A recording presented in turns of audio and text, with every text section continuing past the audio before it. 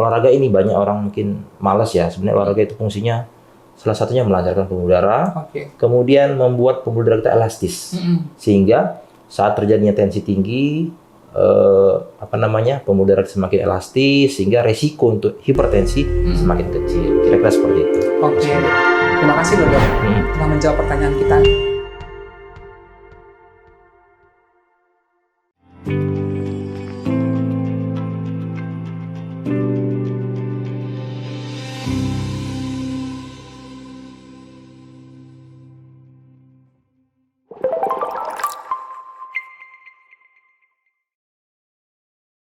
Halo sahabat Indrayana, welcome back to podcast sahabat Indrayana. Sekali ini kita akan bahas tentang seputar tentang penyakit dalam bersama dokter baru kita, Dr. Jaharudin, spesialis penyakit dalam. Halo dok. Halo Mas Gembira, gimana kabar? Oh, saya luar biasa dok. Kabar dokter sehat, bagaimana ya? dok? Alhamdulillah sehat. Alhamdulillah sehat ya. Terima kasih dok dan selamat bergabung di Klinik Utama Dr. Indrajana. Ya, oke. Mungkin disapa dulu untuk sahabat Indrayana. Halo sahabat Indrajana.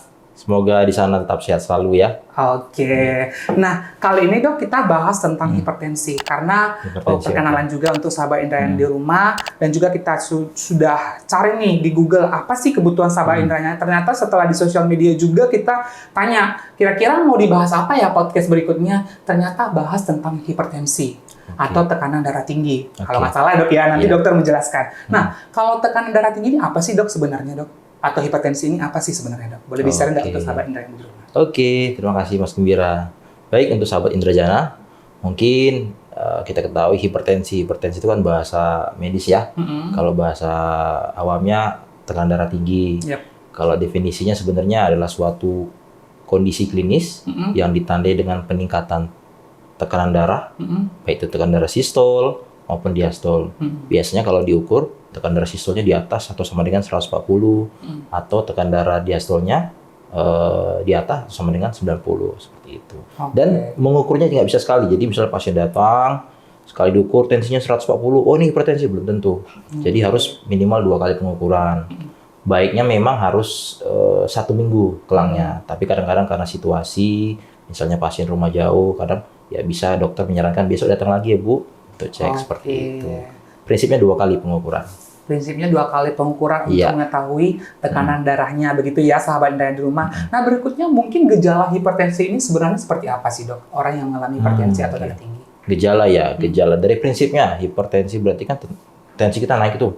Tensi naik berarti ya bahasa gampangnya pembuluh darah itu tegang, tekanan darah di pembuluh darah tegang. Kadang-kadang yang sudah tinggi efeknya itu pusing. Jadi kalau mau berjalan itu seperti oyong, sempoyongan, kemudian seperti rasa mau tumbang. Kadang-kadang ada beberapa pasien yang ada nyeri di tengkuk, seperti itu. Itu yang paling sering sih sebenarnya. Iya, paling sering muncul ya dokter ya. Betul. Nah, berikutnya adalah kita tanya bahwa tadi ada dokter yang bahwa pusing, oyong. Penyebabnya apa dok kira-kira? Banyak penyebab kah atau memang dia cuma penyebabnya satu kah? Mungkin bisa di-share ke sahabat Indrayana. Kalau penyebab ya sebenarnya kita definisikan dulu kalau ada yang sifatnya hipertensi primer, ada yang sekunder. Kalau yang primer ini yang sebenarnya belum diketahui pasti penyebabnya, bisa karena genetik seperti itu. Kalau yang sekunder ini yang banyak. Satu, biasanya sih laki-laki paling sering hipertensi ini kemungkinan karena faktor risiko tadi merokok, kemudian ke obesitas, kemudian kolesterol yang tinggi, kemudian alkoholik, jadi sering minum alkohol. Kemudian kebiasaan minum yang asin-asin atau makan yang asin-asin seperti itu. Itu biasanya paling banyak merupakan faktor risiko untuk hipertensi seperti itu. Oke, berarti menarik dokter ya. Nah, namun data menunjukkan bahwa Indonesia nih dokter termasuk masyarakatnya jumlah penderita hipertensi sangat banyak. Nah, kalau dari dokter nih yang sering praktek di Bukapoli nih di penyakit dalam, kira-kira penyebabnya yang paling sering dominan karena apa nih dok? Sehingga penderita hipertensi ini ternyata banyak sekali di Indonesia. Iya, baik, terima kasih Mas Gembira. Kalau yang pernah saya temui di praktek biasanya sih kalau yang muda itu biasanya di perkotaan. Di perkotaan itu kaitan dengan gaya hidup. Satu biasanya ya misalnya Jakarta sering ke klub, alkoholik berarti kemungkinan. Kemudian kadang-kadang sering konsumsi obat-obat sembarangan, apalagi zaman digital ini kan tinggal klik ketik, oh obatnya ini tinggal beli, seperti itu bisa jadi faktor. Ketiga, fast food. Fast food ini menyebabkan obesity, nggak terlalu gampang kita misalnya COVID, WFH ya kan, jadi pesen dari rumah, makan terus obesity seperti itu. Itu sih. Kalau di pedesaan sih yang sangat jarang biasanya yang sangat ada. jarang gitu. Karena memang dipengaruhi pola hidup tadi ya dokter. Pola hidup, yes. Begitu, dan pola hidup mempengaruhi kita untuk kesehatan kita juga begitu ya dokter. Nah, berikutnya adalah mungkin untuk variasi pasien dok. Apakah lebih banyak perempuan atau laki-laki untuk cenderung terkena hipertensi ini? Kalau dari penelitian sebenarnya laki-laki, cenderung ya? laki-laki, tapi untuk perempuan juga tidak menutup kemungkinan. Karena itu juga tergantung tadi ada yang primer, sekunder. Yang sekunder ini biasanya laki-laki merokok, kemudian gaya hidup alkoholik. Jadi itulah yang mempercepat dia untuk jatuh ke hipertensi. Kalau perempuan jarang bisa merokok kan, seperti itu. Oke dok, menarik nih sahabat Indrayana. Nah mungkin berikutnya adalah yang ditanyakan adalah bagaimana pengobatannya dok? Apakah ini bisa diobati dan terapinya bagaimana? Apakah ada terapi farmakologi atau yang lain-lain mungkin bisa di-share dok?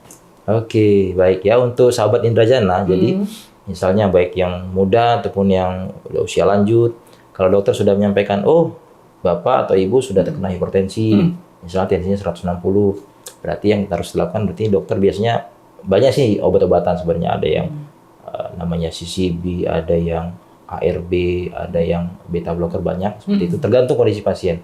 Nah, yang perlu pasien ketahui adalah pertama dia harus minum obat teratur. Prinsipnya hipertensi. Ada yang 1 kali sehari, bisa 2 kali sehari. Kemudian yang kedua tadi pola hidup sehat. Pola hidup sehat dengan cara makanan yang sehat, misalnya kurangi yang asin-asin atau garam-garam. Kedua, kolesterol tinggi. Ketiga, yang menyebabkan obesitas, usahakan berat badan ideal. Jadi kalau bisa dikontrol berat badannya. Yang terakhir adalah olahraga. Olahraga ini banyak orang mungkin malas ya. Sebenarnya olahraga itu fungsinya salah satunya melancarkan pembuluh darah, kemudian membuat pembuluh darah kita elastis, sehingga saat terjadinya tensi tinggi, pembuluh darah semakin elastis, sehingga resiko untuk hipertensi semakin kecil. Kira-kira seperti itu. Terima kasih loh dok telah menjawab pertanyaan kita.